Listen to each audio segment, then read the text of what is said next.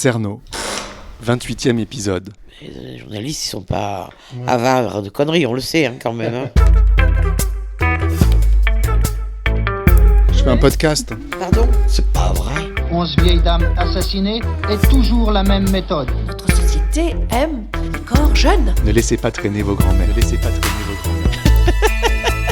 À Paris, on tue les vieux. Non. Je trouve que ça dérange. L'autopsie révélera qu'elle a toutes les côtes du côté droit brisées. C'est peut-être bien la mort. C'était à Paris dans les années 80, on l'appelait le tueur de vieilles dames. Thierry Paulin, c'est peut-être le plus grand criminel de toute l'histoire judiciaire française.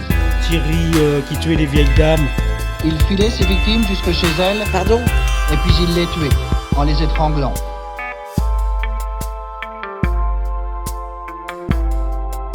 Trois dehors. Donc c'était le petit-fils de Papon Oui. qui a acheté un appartement où a été tuée une vieille dame Il m'a par dit- Thierry Paulin. Voilà, c'est ça. C'est ça, Papon, il s'appelait. Oui, mais elle a raison, Hélène, oui. Alors lui, il a fait l'affaire du... Il m'avait dit, j'ai fait l'affaire du siècle, tu penses bien. Je lui ai dit, moi, qu'est-ce que j'en ai à foutre, et qu'il y ait une vieille qui est morte son appartement a été pourri, j'ai tout fait refaire, donc voilà, je m'en fous. Hein. Ah oui.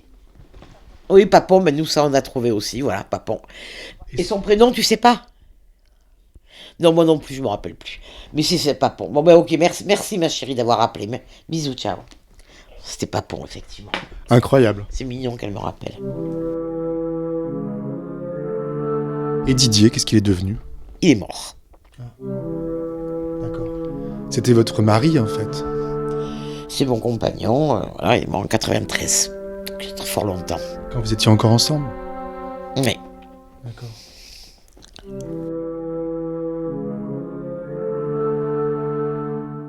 Vous êtes quel genre de femme, Anne-Marie ? Indépendante. Très indépendante. Peut-être un peu trop sûre de moi. Ouais, peut-être un peu trop sûre de moi, voilà. J'ai des certitudes, en tous les cas. Sur quoi vous avez des certitudes ? Bah, sur plein de choses, sur la fin de vie, sur notamment... voilà, j'ai brûlé la chandelle par les deux bouts parce que j'étais persuadé que de toute façon, il était hors de question que je meure après 60 ans. C'est même pour moi pas envisageable. Enfin bon, je me suis engueulé X fois avec des gens de ma famille pour ça. Vous pensiez que vous alliez mourir avant 60 ans ? Bien sûr. Vous ne voyez pas la vieillesse ? Ah non, pas du tout. Mon père était comme ça. Ça doit être génial. Ça doit être... C'est un truc qui m'a passé. Et quand j'ai fêté mes 60 ans, j'étais mais scotché, j'en revenais pas. Mais c'était un truc d'un autre monde pour moi. Vous auriez préféré mourir avant ? Je sais pas, aujourd'hui j'en ai 66 depuis quelques semaines. Ben, je me dis que ce que j'ai vécu entre 60... Bon là maintenant c'est vrai que je suis à la retraite, que j'ai plus les mêmes moyens, que ça m'emmerde de plus avoir les mêmes moyens, franchement, je vous l'avoue. Mais non, j'ai vécu quand même des moments sympas. Non, je me suis encore éclaté entre-temps. Enfin, éclaté, plus de la même manière. Mais c'est vrai que je fais beaucoup de dîners.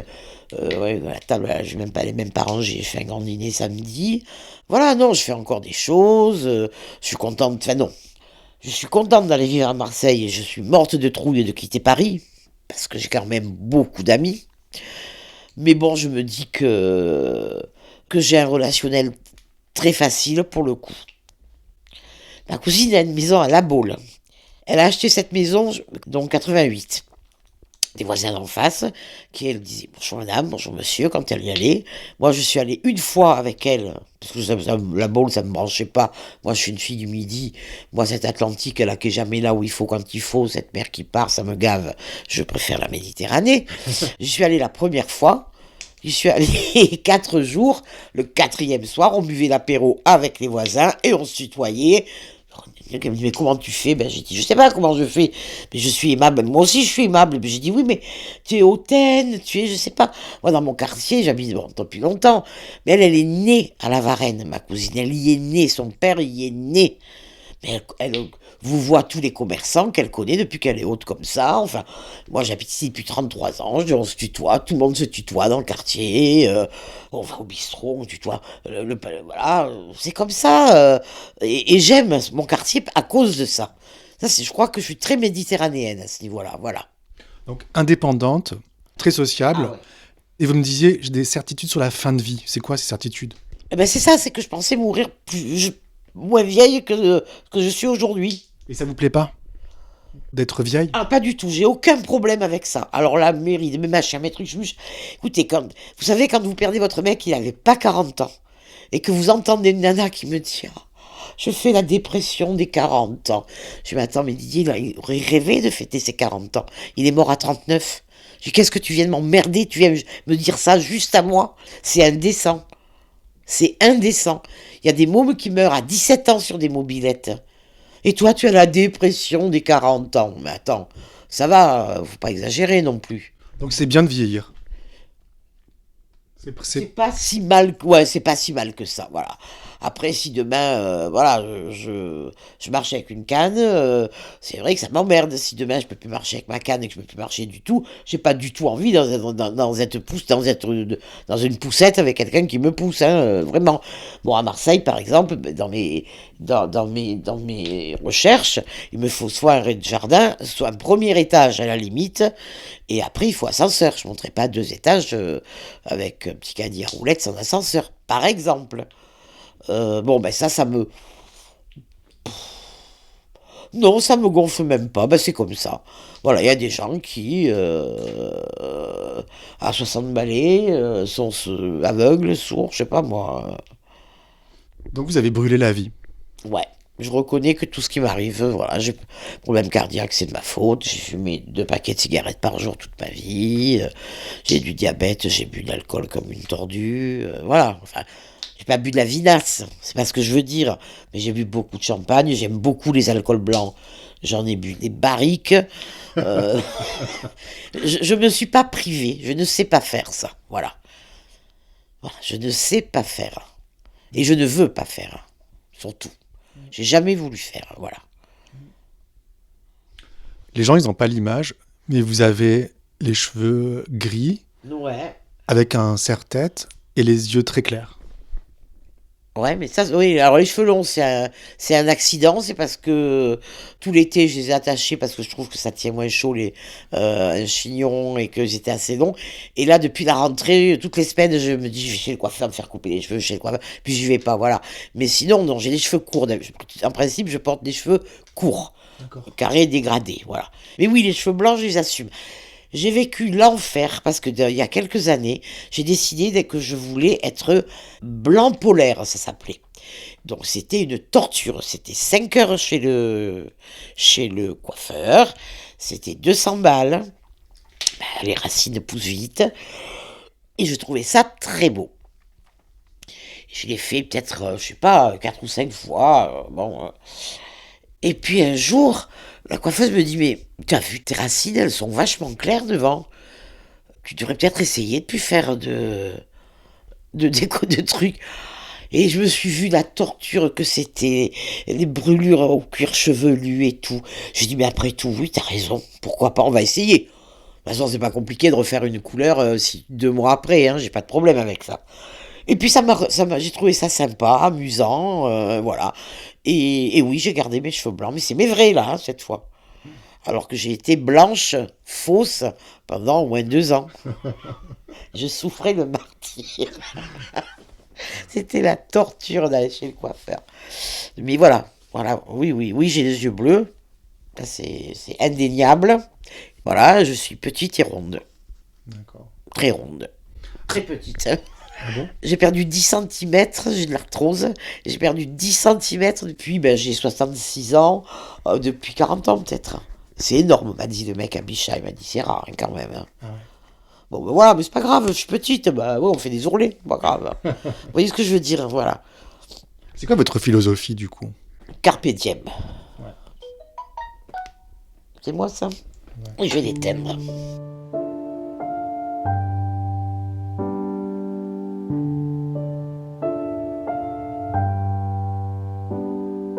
Ah, tiens, je vous présente Lully. C'est un chat. Oui, c'est un mâle. Il est beau. C'est une race? Oui, c'était un exotique short hair. Bonjour Lully. Oh là là, qu'il est beau. Ah, il se roule pour que je le caresse.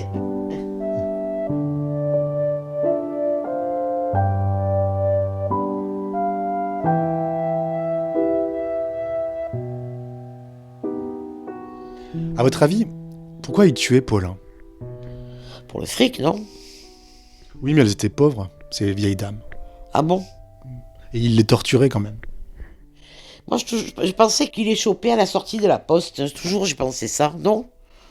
Je sais pas. Il me semble que j'avais lu. Je sais pas, je sais plus. Ou c'est moi qui me suis fait ce film, hein. C'est possible, hein. Vous avez combien de retraites? En francs? En euros. Oh, En euros? 1700 euros. Parce que Ça suffit pas, Ah, bah, bien sûr que non. Non, j'ai été en invalidité pendant 10 ans. Et ce qu'on a juste oublié de me dire, c'est que quand on était en invalidité, on ne cumulait pas les points retraite cadre. Voilà. Donc il me manque 10 ans de points retraite cadre. Ce qui fait que j'ai une retraite de misérable. Je dis plus ça. Je l'ai dit pendant 1 an. Depuis les Gilets jaunes l'année dernière et que j'ai entendu des retraites à 800 euros, franchement, je ne le dis plus. Je vous le dis, je ne vais pas vous mentir, voilà, j'ai 1700 euros et moi, ça ne me suffit pas. J'ai beau être seule, ça ne me suffit pas, voilà. Vous avez grandi dans quel milieu, Anne-Marie? Milieu petit bourgeois de province. Ma mère ne travaillait pas. Et mon père était ingénieur, il a travaillé longtemps sur la centrale nucléaire, notamment de Chinon. Aujourd'hui, il n'y avait pas de quoi s'inventer, mais à l'époque, c'était quand même... Après, ma mère en pouvait plus de vivre ailleurs que dans le Midi, parce qu'elle, elle est vraiment de Bandol. La Ciotat est née à Bandol. On est redescendu dans le Midi, et c'est là qu'ils se sont installés à Salon, donc. Et mon père a pris la direction d'une usine. Voilà. Vous avez fait des études? Moi, j'ai passé un bac littéraire. Je suis partie à Londres. J'ai vécu 2 ans à Londres. Style genre pour continuer mes études. C'est là que j'ai commencé à apprendre à faire la fête. Voilà, je suis rentrée avec une équivalence licence parce que j'ai fait des Cambridge Certificates, notamment le Proficiency, le Lower et le Proficiency. Mais j'aurais voulu tomber amoureux, toi, de Julien. Oui, Il me regarde avec ses yeux verts d'enfri, là. Ses yeux jaunes. Mais ça me plaît pas du tout, moi, ça me dit donc. Coquin. Voilà. Et puis après, après j'ai vécu d'une autre manière pendant quelques années. C'est-à-dire? Oh, on n'a pas envie de parler de tout. Ah, mais pourquoi pas? Je suis sûr que c'est intéressant. Non, aucun intérêt. Ça veut dire que vous étiez avec des femmes? Ah non. Non, je vais pas tout faire dans ma vie, ça je l'ai pas fait. Vous étiez drogué? Ah non, mais ça, mais nous dans le Midi, tout le monde faisait pousser de l'herbe dans son jardin. Tout le monde fumait à l'époque. C'est quoi alors une autre manière? Je travaillais pas, j'avais des hommes un peu plus âgés que moi qui me gâtaient beaucoup. Voilà. Ah, ok. Et j'habitais chez mes parents. Voilà. D'accord. Et puis voilà, et puis j'ai rencontré donc Didier, et puis je suis arrivé à Paris, et puis mon père avait des relations un peu partout, notamment en Framatome. Et voilà, je suis rentrée donc à Framatome à la Défense. Et Didier, vous l'avez rencontré comment? Il avait un restaurant, il avait monté un restaurant à côté de Salon. Je l'ai rencontré dans la rue. Je marchais, et on s'est croisés, il avait des yeux noirs. On aurait dit des cafards. Moi, je suis hystérique des yeux noirs. Et lui, il aimait bien les yeux clairs. Et je me suis arrêtée, je me suis retournée, lui aussi. J'étais avec une copine, j'ai dit, t'as vu ce mec comme il est beau? Puis à Salon, moi, je connaissais tout le monde. J'avais fait mon collège, mon lycée. Un mec que je connaissais pas. Salon, c'est une petite ville quand même. Qu'est-ce que c'est cette histoire? et puis un soir, ma copine est allée en boîte à une inauguration de boîte. J'ai pas voulu y aller parce que je venais d'être larguée, j'étais triste. Et le lendemain, elle m'a dit, t'aurais dû venir. Tu sais, le mec qu'on a rencontré dans la rue, il y était. Enfin bon, il a un restaurant à tel endroit. Et voilà. Et du coup, je suis quand même allée voir au restaurant quand même, d'un peu plus près. Et puis voilà comment on s'est connus. Et voilà. Et vous avez vécu ensemble? Non, pas souvent. Par période, on ne pouvait pas vivre ensemble. Pourquoi? Je suis trop indépendante, je sais pas. Ma mère, elle ne le comprenait pas, ça. Il habitait rue Guy-Môquet, quand même. À côté d'ici? Ah bah oui, rue Guy-Môquet. On a toujours habité l'un à côté de... Enfin, sauf quand on a habité ensemble avenue des Ternes. Après, on n'a jamais habité loin, jamais. Mais on pouvait pas. Ma mère, elle comprenait pas ça. Elle me disait, mais enfin, vous payez 2 loyers, 2 électricités. Et Didier, il disait, mais enfin, comprends-le, le jour où on commence à laver notre linge dans le même lave-linge, ça ne marche plus. Et c'était vrai. Vraiment, c'était vrai. Moi, je sais pas, je suis sociable, j'adore les gens, j'ai toujours fait des dîners, mais j'aime bien pouvoir traîner chez moi avec un t-shirt, avec un trou s'il le faut. Voilà, c'est comme ça. Et quand on vit à deux, ben non, on fait pas ça. On se lève, la première chose qu'on fait, on se lave les dents avant de dire bonjour à l'autre. Enfin, des trucs, des obligations qui sont normales et tout à fait, je comprends, admissibles. Et ça me gonfle, c'est des obligations. Je n'aime pas les obligations, voilà, c'est tout. Et quand on vit avec quelqu'un, on a des obligations. C'est la moindre des choses. On ne traîne pas en savate avec un t-shirt pourri. Donc, en fait, vous vous aimiez, vous viviez bien ensemble. Voilà. Mais il disait à ma mère pour la rassurer, mais ne t'inquiète pas, quand on sera vieux, on sera ensemble, puis on se portera l'infusion. Je refaisais des regards noirs quand il disait ça à ma mère. Mais bon, voilà quoi. On n'imaginait pas finir notre vie ensemble. On ne sait pas. Mais c'était un peu notre but, quoi. Pour l'instant, on s'éclate chacun de notre côté, une vie un peu libre, à tous les niveaux. Mais on passait pas un week-end sans être ensemble, par exemple. Et du coup, il est tombé malade. Bah ouais. Parce qu'il avait cette liberté, en fait. Ouais, de bisexuel. Il était bisexuel. D'accord. Oui, mais quand j'ai connu, il était divorcé, il avait divorcé pour un mec, enfin, c'était pas une surprise, c'était pas... Il m'a pas annoncé ça au bout de 6 mois, 6 mois, hein, ça a été vite fait, hein. Voilà, et puis... ben moi, ça m'amusait, je trouvais ça en province, à Salon, je trouvais ça tellement chic, et tellement différent de mes copines qui étaient en train toutes de se marier et d'avoir des mômes. Moi, je trouvais ça, voilà. Et puis, du coup, comment vous l'avez appris qu'il était malade et comment ça s'est passé? Alors, d'abord, on part à la plage, on habitait dans le Midi. Et en passant pour partir à la plage, on s'arrête à un marchand de journaux. Il m'achète mon L et lui, il achète Guépier. C'était un journal pour les homos. Le premier, sûrement. Ça devait être en 81, ça. Et on arrive à la plage et dans la cuisine. Le chat, ça vous cherchez? Oui. Il est en train de partir manger ou boire. Moi, je surveille tout le temps. Je sais toujours où il est. Je m'endors comme d'habitude. Moi, j'arrive à la plage, je m'endors. De toute façon, c'est comme ça. Et il me réveille. Il me dit, écoute, ça, c'est trop beau. Un cancer gay a été découvert sur la côte ouest des États-Unis. Mais qu'est-ce qu'ils vont pas inventer pour culpabiliser les PD? Voilà, on rigole. Moi, je me rendors. Puis voilà. Et puis, on habitait toujours Salon. Et quand on est arrivé à Paris, il devait mourir, je sais pas moi, peut-être 30 PD par jour. Ça a été, mais ça a été un truc terrible, vraiment terrible. Et puis voilà. Et puis ça a duré longtemps, parce qu'il n'a pas été malade longtemps. Donc il est mort en 93, il a dû être séropos en 92. Ah ouais, si vite. Ah oui, j'ai arrêté très vite. Hein. Un jour, il vient me chercher à la cité, et il rentre dans mon bureau, il me dit, je viens de me faire plomber, j'en suis sûr. Je dis, pourquoi tu dis ça? Il me dit, parce que je me suis arrêté à la friche où il y a aujourd'hui un centre commercial Porte d'Aubervilliers, là. C'était une friche à l'époque. Il me dit, le mec, il avait des ganglions comme ça, et je me suis pas protégé, je suis sûr que je me suis fait plomber. J'ai dit, on va faire un test vite fait.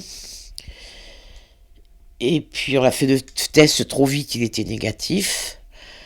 Puis le mien aussi. Et puis peut-être un mois après, je vais refaire un test. Et là, il était positif. Voilà. Et vous? Non, moi, j'ai jamais été positif. Moi, j'ai toujours fait attention, d'abord. Et après, ça s'est passé très vite. Il avait acheté une maison de campagne en Normandie. On recevait des amis. Nous, on était partis le vendredi soir. Il était venu me chercher à la cité. On était partis direct. Il était en pleine forme. Hein. Il n'a jamais eu de maladie opportune. Rien, rien, rien. Après, entre-temps, la ZT est sortie. C'est un gros cachet noir et blanc.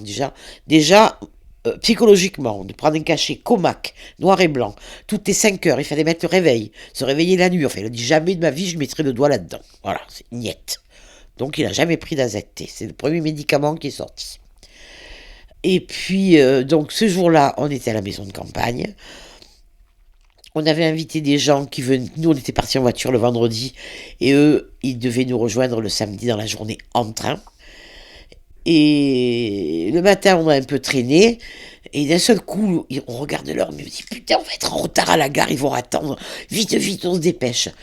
Et on prend une douche ensemble dans une baignoire. Et en face de la baignoire, sur le côté, il y avait un miroir. Et dans le miroir, Didier voit mes yeux se porter sur 2 taches rouges bordeaux comme ça. J'ai la même là, je me suis brûlée il y a quelques jours, et ça m'a fait penser parce qu'il y a 2 jours encore, elle était encore rouge, et c'est exactement comme ça un Kaposi. Moi j'imaginais, on parlait de Kaposi, j'imaginais des espèces de gros boutons avec des mâches. Pas du tout, c'est des petites taches plates et rouges, c'est tout. Et il en avait une là et une là. Et il a vu mon regard regarder ces plaques, ces trucs. Il me dit, tu crois que c'est un Kaposi? Je lui dis, ça va pas, non. Puis j'envoie la main, puis je touche, c'était tout lisse. Je dis, bah non. Il me dit, je vais quand même aller à Pasteur. Il était suivi à Pasteur. Ça, c'était le samedi matin. Il a appelé Pasteur. Il est allé le mardi.